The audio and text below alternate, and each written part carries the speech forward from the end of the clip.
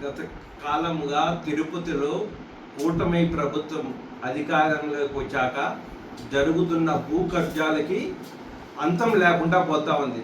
వీళ్ళ భూ కబ్జాలు ఎక్కడికి దారి తీసినాయంటే శ్మశానాలను కూడా కబ్జా చేసే కాడికి దౌర్భాగ్యం దిగజారిపినారు ఈ కూటమి నాయకులు. తిరుపతి పట్టణంలో 18వ డివిజన్ న్యూ మారుతి నగర్లో గల శ్మశానం కబ్జా చేయడానికి గత 4-5 రోజులుగా కూటమి నాయకులు తీవ్రంగా ప్రయత్నం చేస్తున్నారు. మున్సిపల్ కార్పొరేషన్ నుంచి 20 లక్షల నిధులతో టెండర్ పూర్తయి ఆ శ్మశానానికి కాంపౌండ్ కట్టడం మొదలుపెట్టడం జరిగింది. ఈ కూటమి నాయకుల ప్రోద్బలంతో ఇంజనీరింగ్ డిపార్ట్మెంట్కి కూడా ఒత్తిడి తెచ్చి పని ఆపేయడం జరిగింది మధ్యలో.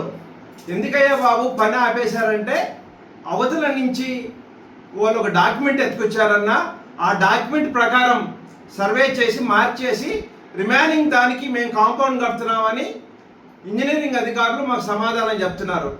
ఏందయ్యా దీని కథ అని చూస్తే గతంలో 2022 సంవత్సరం 4/11/22 సంవత్సరంలో శ్రీనివాస నాయుడు భార్య నాగరత్నమ్మ అనే వ్యక్తి మా దగ్గర కూడా రావడం జరిగింది. అయ్యా నా భార్యకి నాగరత్నమ్మ అనే వ్యక్తికి పట్టా ఇవ్వడం జరిగింది, మాకు ఇక్కడ జాగా ఉంది, మాకు దీని సాయం చేసి పెట్టండి, మీకు కూడా కావాల్సినంత డబ్బిస్తాం, ఇది మీ డివిజన్లోనే ఉన్నాయి, కార్పొరేటర్లు మీరుగానే ఉన్నారు, అదే రూలింగ్ మీ ప్రభుత్వమే ఉంది కాబట్టి మాకు సాయం చేసి పెట్టండి, మీకు ఎంత లక్షలు కావాలన్నా అన్ని లక్షలు మీకు ఇస్తామని మాకు చెప్పారు.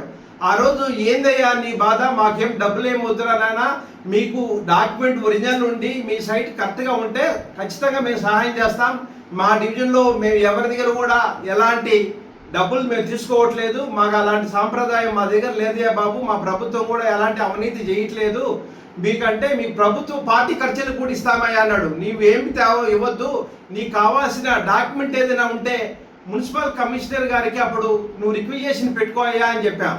అప్పుడు ఆ వ్యక్తి చెప్పిన సమాధానం ఏంటంటే, అన్న మేము మున్సిపల్ కమిషనర్ కూడా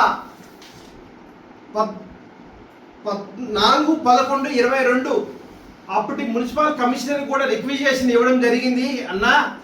అయితే ఆ కమిషనర్ ఇది శ్మశాన వాటిక బరియల్ గ్రౌండ్ అని పక్కకి పెట్టేశారు, మీరు అనుకుంటే మాకు సహాయం చేయగలుగుతారు, మాకు సహాయం చేసి పెట్టండి, మీకు ఎన్ని లక్షలు కావాలన్నా అన్ని లక్షలు ఇస్తామని ఈ డాక్యుమెంట్ ఎత్తుకొచ్చి మాకు ఇవ్వడం జరిగింది. అప్పుడు ఒరే బుద్ధి లేని వెధవలుగా ఉంటారు, శ్మశానాలు కబ్జాలు చేస్తే పురుగులు పడి సస్తారు, సర్వనాశనం అయిపోతారు, ప్రతి ఒక్కరికి కూడా అంతిమ మజిలీ శ్మశానమే, మనకి ఏ బిల్డింగులు ఏ ఇల్లు మనం శాశ్వతం కాదు, ప్రతి ఒక్క మానవుడు శాశ్వతమైనది శ్మశానమే, ఆ శ్మశానం జోలికి వస్తే మర్యాద ఉండదు, నోరు మూసుకొని పోవయ్యా, నీకు వయసుకు గౌరవం ఇస్తున్నామని అతనికి బుద్ధి చెప్పి పంపించేయడం జరిగింది. ఇన్ని రోజులు కామ్గా ఉండి ఇప్పుడు ఈ కూటమి ప్రభుత్వం వచ్చాక కాంపౌండ్ వాళ్ళు మున్సిపల్ కార్పొరేషన్ కాంపౌండ్ వాళ్ళు కడుతూ ఉంటే దానిని ఆపిచ్చి కబ్జా చేయడానికి ప్రయత్నం చేస్తున్నారు. దీనికన్నా దుర్మార్గం ఈ కూటమి ప్రభుత్వంలో ఉందా? దీని వెనక కూటమి నాయకులు ఎవరున్నారు? ఇప్పుడు వర్క్ టెండర్ అయిన వర్క్ని పని జరుగుతూ ఉంటే ఆపిచ్చేసి దీన్ని కబ్జా చేయడానికి జరుగుతూ ఉంది ప్రయత్నం.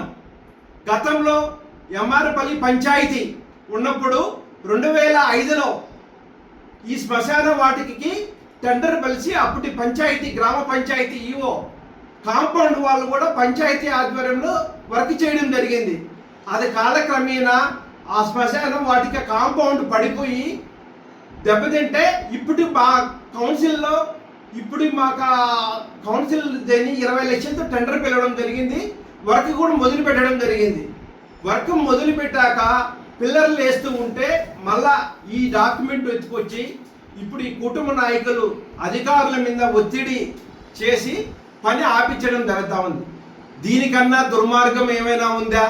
దేశ చరిత్రలో శ్మశానాన్ని కబ్జా చేసేది ప్రభుత్వం ఏదైనా ఉందా? ఈ కూటమి ప్రభుత్వం తప్ప. గతంలో మా దగ్గరికి వస్తే ఈ డాక్యుమెంట్ ఎత్తుకొని వచ్చి అప్పుడున్న మున్సిపల్ కమిషనర్ గారు కూడా దీన్ని రిజెక్ట్ చేయడం జరిగింది. నాగరత్నమ్మ భర్త శ్రీనివాసులు నాయుడు అప్పుడు ఉన్న మున్సిపల్ కమిషనర్ గారికి కూడా రిక్వెజిషన్ ఇవ్వడం జరిగింది. దీనికన్నా దరిద్రం, దీనికన్నా ఘోరం ఇంకేమైనా ఉందా? దయచేసి ప్రజలను కూడా ఆలోచించమని కోరుతున్నాం. ఈ కూటమి ప్రభుత్వం అరాచకం, శ్మశానాల మీద కూడా పడడం జరిగింది. మేం వైఎస్ఆర్ కాంగ్రెస్ పార్టీ నుంచి స్థానికంగా ప్రజలు కూడా దీన్ని తీవ్రంగా హెచ్చరిస్తున్నారు. ఇమ్మీడియట్లీ యుద్ధ ప్రాతిపదికన మున్సిపల్ కార్పొరేషన్ టెండర్ మార్కు ఆ బరెల్ గ్రౌండ్కి కాంపౌండ్ వాల్ కట్టి పరిరక్షించాలా. లేని పక్షంలో వైఎస్ఆర్ కాంగ్రెస్ పార్టీ తీవ్రమైన ఉద్యమం స్టార్ట్ చేస్తుంది. ఈ కూటమి నాయకుల అరాచకాన్ని ప్రజల దగ్గర ఎండగడతామని తీవ్రంగా హెచ్చరిస్తున్నాం.